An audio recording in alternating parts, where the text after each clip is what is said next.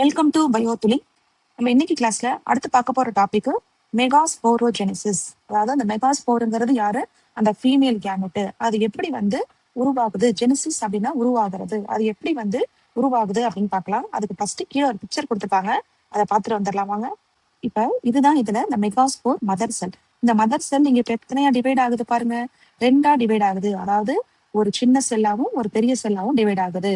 Megaspore diet அப்படின்னு கொடுத்துருக்காங்க, அப்படின்னா ரெண்டா டிவைட் ஆகுது. அதுக்கப்புறம் இந்த ரெண்டு பாருங்க, மெகாஸ்போர் டெட்ரட், அதாவது நாலா ஃபார்ம் ஆகுது. ரெண்டு இப்ப எத்தனையா தெரிஞ்சிருக்கு?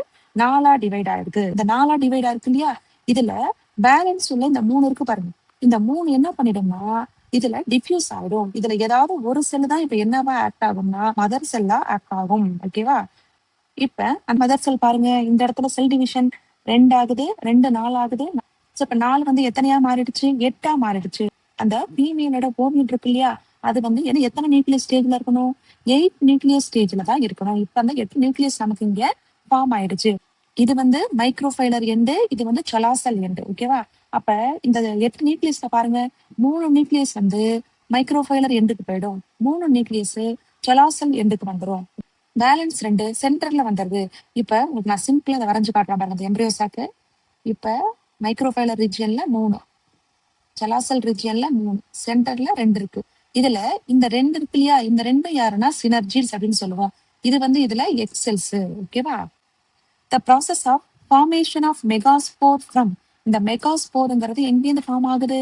மெகாஸ்போர் மதர் செல்ல இருந்து ஃபார்ம் ஆகுது. அந்த ப்ராசஸ்க்கு பேர் தான் மெகாஸ்போரோஜெனிசிஸ் அப்படின்னு சொல்றோம். Ovules generally differentiate a single megaspore mother cell in a microphylar region. அதாவது நமக்கு மைக்ரோஃபைலர் ரீஜியன்ஸ்ல ஒரு 3 செல் இருந்துச்சா, அதுல 2 செல் நம்ம என்ன சொன்னோம்? சினர்ஜிட்ஸ்னு சொன்னோம். இந்த ஒரு செல் யாரு? எக்ஸெல்ஸ். அப்ப மைக்ரோஃபைலர் ரீஜியன்ஸ்ல உள்ள இந்த ஒரு எக்ஸெல் தான் இப்ப என்னவா மாறுதுன்னா மெகாஸ்போர் மதர் செல்லா டிஃபரன்ஷியேட் ஆகும் ஆஃப் த நியூ செல்லர்ஸ். மைக்ரோஃபைலர் ரீஜியன்ஸ்ல உள்ள ஒரு எக்ஸெல் பார்த்தோம்னா சைஸ்ல பெருசா இருக்கு, லார்ஜ் செல்லா இருக்கும். அதுக்குள்ள நிறைய சைட்டோபிளாசம் இருக்கும். அப்புறம் ஒரு பெரிய நியூக்ளியஸ் ஒண்ணு இருக்கும். இந்த மதர் செல் என்ன செல் டிவிஷன் நடக்குது அப்படின்னா மியாட்டிக் செல் டிவிஷன் நடக்குது. இதுக்கு முன்னாடி நான் சொல்லியிருக்கேன், மியாட்டிக் செல் டிவிஷனா என்ன அர்த்தம்? ரிடக்ஷன் ரியாக்ஷன் அப்படின்னு அர்த்தம். அப்ப 2n என்னவா மாறும்? ரெண்டு ஒரு எண்ணா மாறிடும். அப்ப டிப்ளாய் நம்பர் என்னவா மாறும்? ஹாப்ளாய்ட் நம்பர்ஸா மாறும். ஒரு கொஸ்டின் என்ன கேக்குறாங்க பாருங்க, what is the importance of the MMC undergoing meiosis? ஏன் இந்த மதர் செல்ல மியாசிஸ் செல் டிவிஷன் நடக்கணும் அப்படின்னு கேக்குறாங்க. நார்மலா பார்த்தோம்னா இந்த மதர் செல்லுங்கிறது எப்பவுமே 2n நம்பர்ல தான் இருக்கும். ஓகேவா? இந்த 2n நம்பர்ல இருக்கிறதுல அந்த மியாசிஸ் செல் டிவிஷன் நடக்கிறது மூலயமா தான் ரொம்ப ரொம்ப இம்பார்ட்டன்டான ஒண்ணு. இந்த மியாசிஸ் செல் டிவிஷன் நடக்கிறதுனால இந்த 2n இருக்கிற எல்லா ஹாப்ளாய்ட் நம்பர்ஸான ஸ்போர்ஸ் ப்ரொடியூஸ் பண்ணுது. இப்ப இந்த மதர் செல் என்ன பண்ணுது? மியாசிஸ் செல் டிவிஷன் நடக்கும்போது அந்த 2n ரெண்டு எண்ணா பிரிஞ்சிருது. அதாவது ஹாப்ளாய்ட் நம்பர்ல வந்துருது. டிப்ளாய்ட்ல உள்ள ஒரு மதர்ல இருந்து யார் வரா? ஹாப்ளாய்டு ஸ்போர்ஸ் இங்க ப்ரொடியூஸ் ஆகுது. ஒருவேளை மியாசிஸ் செல் டிவிஷன் நடக்காம, இந்த ரிடக்ஷன் ரியாக்ஷன் நடக்காம இருந்துச்சுன்னா இந்த மதர் செல்ல என்ன நம்பர் இருக்கு? 2n இருக்கு. அப்ப நெக்ஸ்ட் ஜெனரேஷனுக்கு அந்த 2n என்ன செய்யும்? அப்படியே போயிடும். இது யாரு இப்ப? இதுதான் அந்த ஃபீமேல். இப்ப நெக்ஸ்ட் அது பாலினேஷன் ஃபெர்டிலைசேஷன் நடக்கும்போது அந்த மதர் செல்குள்ள எத்தனை இருக்கு? 2n நம்பர்ல இருக்கும். அப்ப வரக்கூடிய போலன் கிரெயின்ஸ்ல ஒரு எண் இருக்கும். அப்ப இது ரெண்டும் சேர்ந்துச்சுன்னா நமக்கு என்ன எண் கிடைக்கும்? 3n கிடைக்கும்.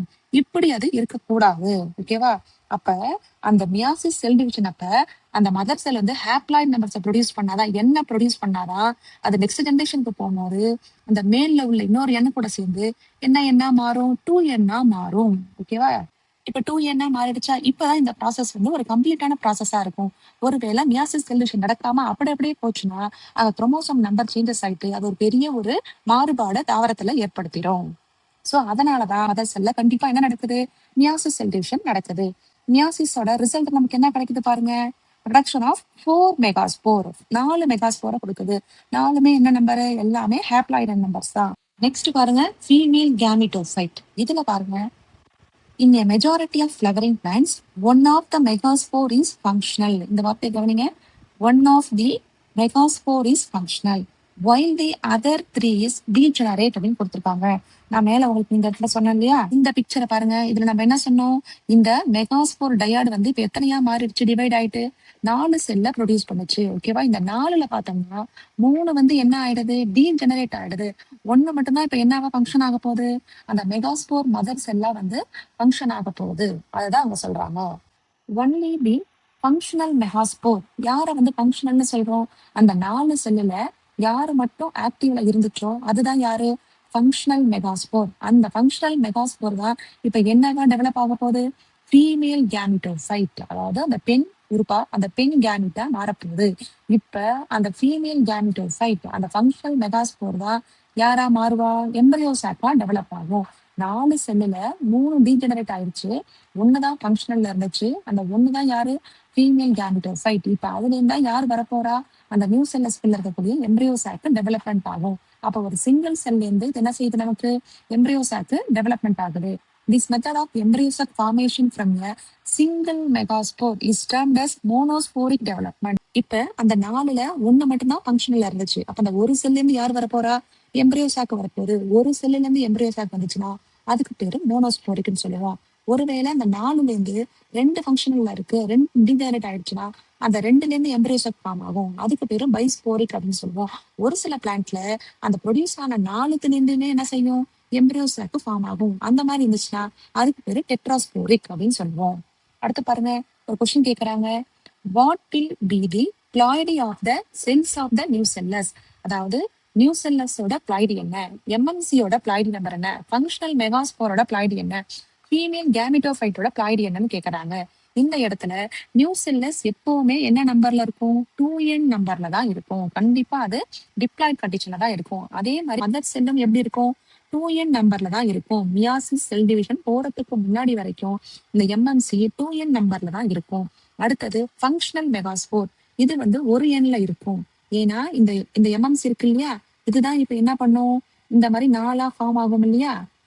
1, 2, 3, 4 4ஆ ஃபார்ம் ஆகுமா? இதுல 3 வந்து என்ன செஞ்சிருது? டீஜெனரேட் ஆயிடுது. அப்ப இந்த 1 தான் இருக்கு. அப்ப இது என்ன நம்பரு?